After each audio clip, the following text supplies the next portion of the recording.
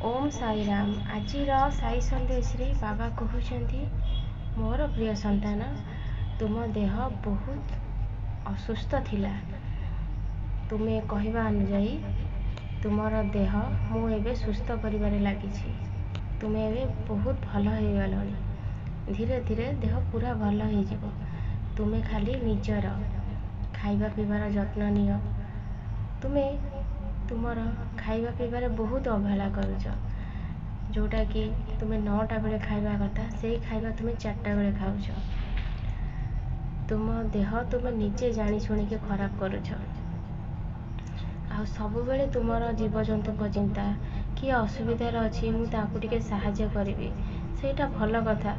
आगे निजर तो जत्न नियो तापरे जाइके तांका कथा भाबिबो। निजे सुस्थ रहिले समस्त कथा भाभी पारिबो।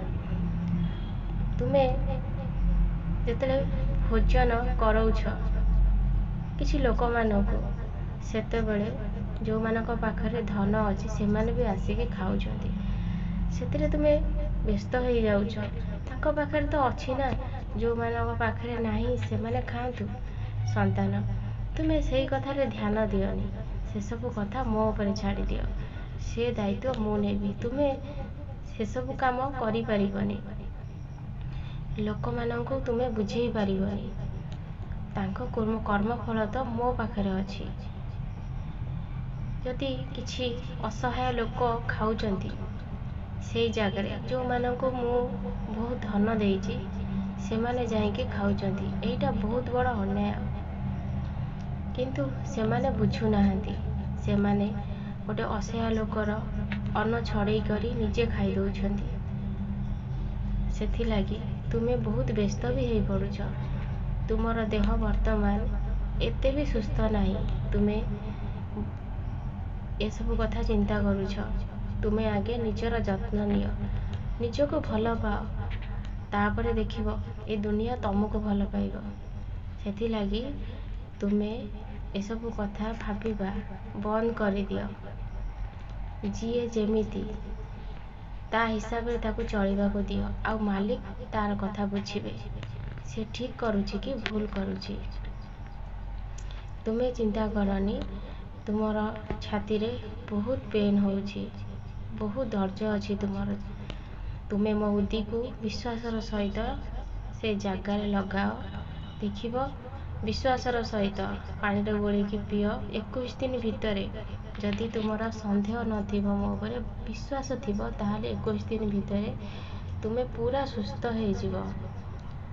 मोर सबु बेले मो संतान मानक चिंता ही लागी रहिछि।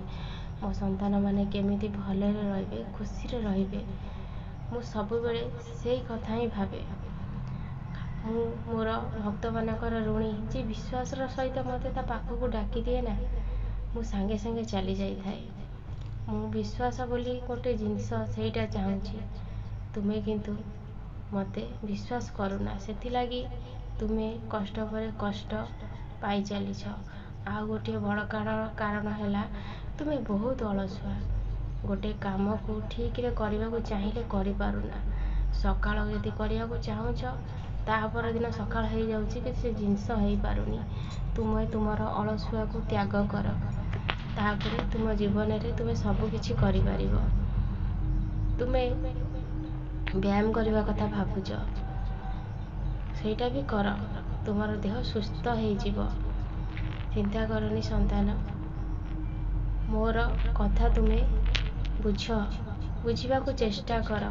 मु तुमर सबु बेले भल ही चाहे। सेथि लागी एही संदेश माध्यम रे मो संतान मानकु मु भल कथा ही कहूछि।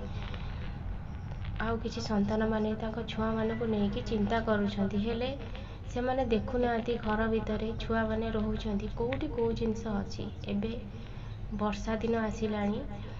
निज घर को भलरे सफा सुतरा रख, न हेले निज छुआर जीवन चली जाउछि। से कथा ध्यान दियो। भल से सफा कर। घर चारि पाखकु सफा करके रख। ओम साई राम।